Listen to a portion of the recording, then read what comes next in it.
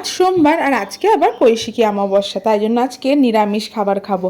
সকালবেলা ঘুম থেকে উঠে আমি এক গ্লাস গরম জল খেয়ে নিলাম, দুধের শটটা স্টোর করে রাখলাম, ঘি বানাবো ওটা দিয়ে। এরপরে ওভারনাইট সোকড ওটস আর অ্যাপেল দিয়ে মিক্সড সিড দিয়ে যে ব্রেকফাস্টটা আমি করি সেটা করে নিলাম। মাম্মা ঘুম থেকে উঠে গেছে, ব্রেকফাস্ট করিয়ে স্নান টান করিয়ে ফলের রস খাইয়ে ওকে একটু পাশের বাড়ি দিয়ে এসে এইদিকে আমি দুপুরে রান্নাটা করে নিই। মুড়ি ফোড়ন দিয়ে মৌরি আর আদা বাটা দিয়ে একটুখানি বিউলির ডাল করছিলাম, ওকে ধরতে গিয়ে সেই বিউলির ডালের ফোড়নটাই পুড়ে গেছে। ওকে পাশের বাড়িতে দিয়ে এসে আবার রান্না বসালাম। আলু পোস্ত করছিলাম, 5 ফোড়ন সম্বার দিয়ে আলুটা দিয়ে তারপরে টমেটো পোস্ত বাটা দিয়ে আলু পোস্তটা বানালাম। এরকম ভাবে বানালে অর্ণব খেতে খুব ভালোবাসে। ও দুপুরে চলে এসেছিল, তাই ওকে দুপুরের লাঞ্চটা বানিয়ে দিয়ে দিই। অমাবস্যা যেহেতু রাতে ভাত খাবো না, তাই আজকে একটুখানি চিজ আলু পরাঠা বানালাম। আলুটা সিদ্ধ করে চিজ, অরিগ্যানো, চিলি ফ্লেক্স সমস্ত দিয়ে এরকম পরোটার মতো ঘি দিয়ে বানিয়েছিলাম। তবে জানো তো, গ্লুটেন ফ্রি বাজার আটা দিয়ে করার জন্য শেপটা একদম ঠিকঠাক আনতে পারছিলাম না। ঠান্ডা দই দিয়ে অর্ণবকে সার্ভ করে দিলাম।